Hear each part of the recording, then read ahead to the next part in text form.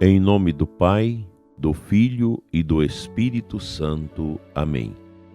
Que as almas dos fiéis defuntos, pela misericórdia de Deus, descansem em paz. Amado e dileto ouvinte do programa Oração da Manhã, aqui da nossa comunidade diocesana de Formosa, e vocês também de outras comunidades e outros lugares que rezam conosco. Dando sequência às meditações do livro A Força do Silêncio, do cardeal Sara, o seu interlocutor lhe pergunta, número 329, como definir o supérfluo que nos impede de encontrar Deus no silêncio? Resposta: as pessoas devem tentar não se sobrecarregar de bens não necessários. O supérfluo é aquilo que acumulamos desnecessariamente apenas por ganância e avareza. O cristão tem a obrigação de imitar Cristo, que sendo rico se fez pobre por vós, a fim de vos enriquecer por sua pobreza. 2 Coríntios 8:9. O voto de pobreza dos padres e religiosos corresponde a essa exigência. Não se trata de modo algum de exibir uma forma de jansenismo que leva ao ódio de si mesmo. Bem-aventurados os pobres de coração, porque deles é o reino dos céus. Mateus 5:3. Jesus insiste sobre o desapego de todas as formas de riqueza supérfluas. Os pobres são evangelizados, proclama Cristo a João Batista no Evangelho de Lucas, para expressar a grande abertura dos pobres ao Evangelho e a predileção de Deus que Deus tem por eles.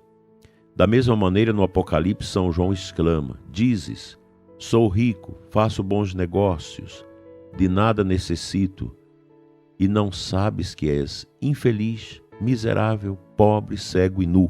Apocalipse 3:7, 17. Deus resiste sempre aos poderosos, mas concede sua graça aos pobres. O coração da fé cristã reside na pobreza de um Deus que tudo dá por amor, até mesmo sua própria vida. Se conseguirmos estar com Deus no silêncio, temos o essencial. Nem só de pão vive o homem, mas da palavra que sai da boca de Deus. A civilização materialista que doravante domina o Ocidente privilegia o lucro imediato, o sucesso econômico e os entretenimentos fúteis. Nesse contínuo do dinheiro rei, quem poderia interessar-se pelo silêncio de Deus? A Igreja cometeria um erro fatal se exaurindo para dar uma forma de aparência social ao mundo moderno, desabridado pelo capitalismo de livre mercado. O bem humano não é unicamente material. A grande diferença entre Deus e nós se percebe no problema da posse. Se o ser humano não possui alguns bens materiais, ele tem a sensação de nada ser, de estar perdido e fraco. Quase todos os nossos problemas vêm de alguma forma da falta de pobreza.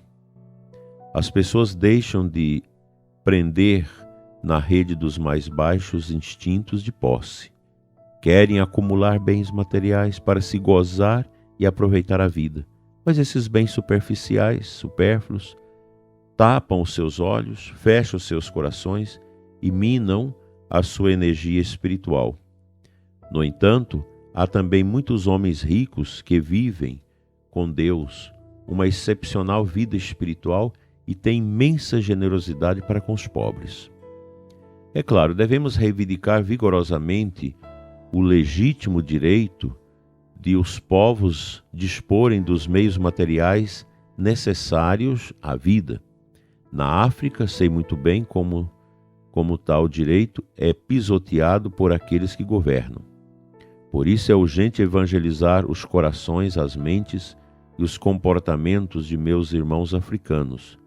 Na encíclica Caritas in Veritate, a caridade na verdade, do Papa Bento XVI, ele escreve: Paulo VI afirmou que o anúncio de Cristo é o primeiro e principal fator de desenvolvimento e deixou-nos a recomendação de caminhar pela estrada do desenvolvimento com todo o nosso coração e com toda a nossa inteligência, ou seja, com o ardor da caridade e a sapiência da verdade.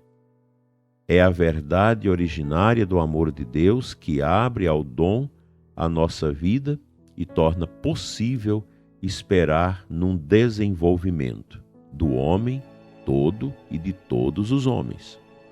Uma passagem de condições menos humanas a condições mais humanas, que se obtém vencendo as dificuldades que inevitavelmente se encontram ao longo do caminho. Somente o Evangelho será capaz de purificar nossos relacionamentos humanos, estabelecendo sociedades fraternas e solidárias. Deus está no coração de cada um, no centro de todas as nossas atividades e até mesmo no coração de nossa pobreza e de nossa miséria. Mas, se queremos entrar em Deus, devemos ser pobres, porque o Pai não possui nada desde toda a eternidade. Por nossa natureza, estamos longe da infinita simplicidade de Deus. A ambição humana repugna o despojamento. Falta coerência ao ser humano. Ele prefere o barulho da matéria ao silêncio do amor. Nunca esqueçamos essa bem-aventurança proclamada por Jesus. Bem-aventurados pobres, porque deles é o reino de Deus. Fica para nós, prezado ouvinte, esse ponto de meditação tão bonito. E essa frase aqui, ele prefere o barulho da matéria ao silêncio do amor, ela nos enriquece nesta manhã de segunda-feira, quando Deus nos chama, através dessas palavras ungidas, a sermos homens e mulheres da pobreza divina. Ou seja, homens e mulheres desapegados. Você não fica se matando para se enriquecer. Você trabalha, cumpre suas obrigações, faz economia, não gasta seu dinheiro à toa, ajuda os que são carentes. Enfim, você tem uma vida honesta, organizada, respeita o fruto do seu trabalho, não joga seu dinheiro fora, não vive em crises de dívidas porque você tem a sabedoria para conduzir os seus bens e por isso você se torna uma pessoa pobre no sentido da Sagrada Escritura. Pessoa despojada, uma pessoa livre dos apegos e de todas as misérias que esse mundo vive e quer que nós vivamos. Então, o supérfluo, a gente não pode atrelar o coração a ele. E aí eu te peço para olhar dentro da sua casa, quanta coisa que está sobrando, que você não usa, que outros poderiam usar. Aí entra o espírito do despojamento para a caridade.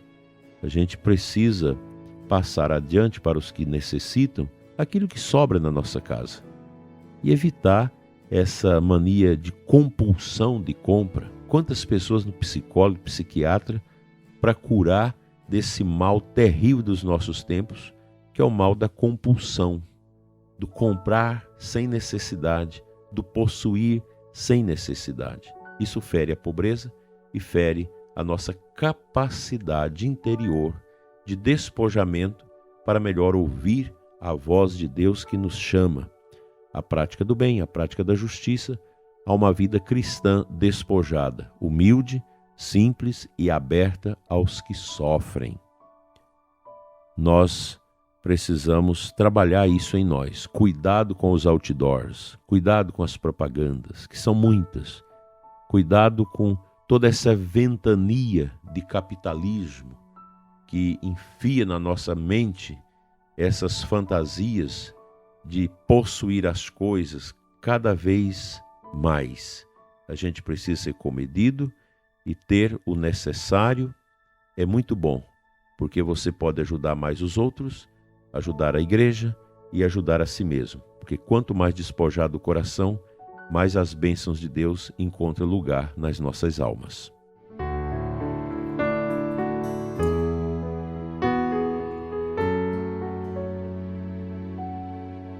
A antífona da comunhão da missa de hoje traz o versículo 26 do capítulo 19 de João. Pendente da cruz, disse Jesus ao discípulo predileto: Eis a tua mãe. Hoje a igreja celebra essa memória da bem-aventurada Virgem Maria, mãe da igreja.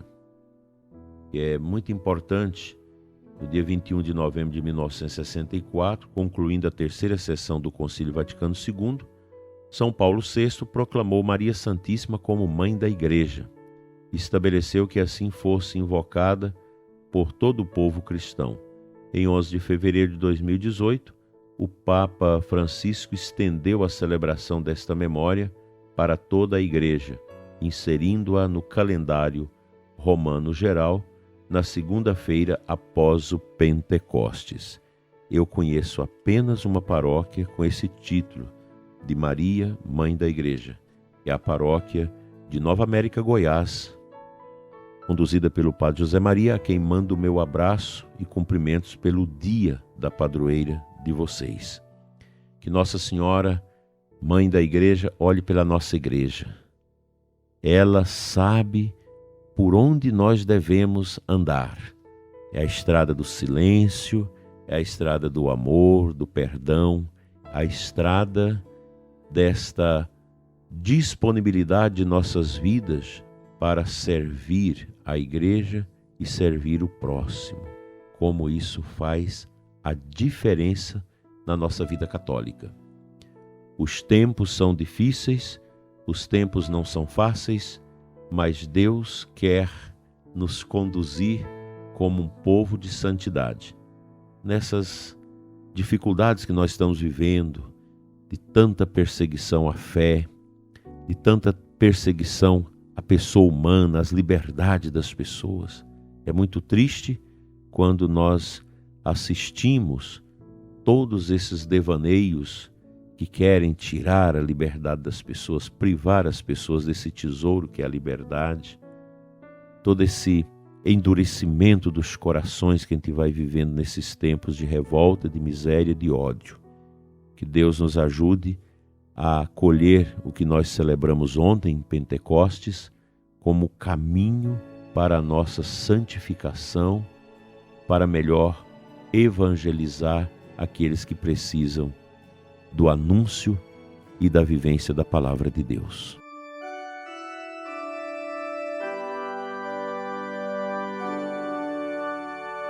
Pai Santo, Deus de amor, nós te pedimos, visite nesta manhã o ouvinte deste programa e conceda-lhe a cura, a bênção, a libertação, a restauração da sua saúde, da sua vida, e que todas as fadigas e angústias caiam aos pés da cruz, e que nosso Senhor seja a nossa vitória, hoje e sempre. Amém.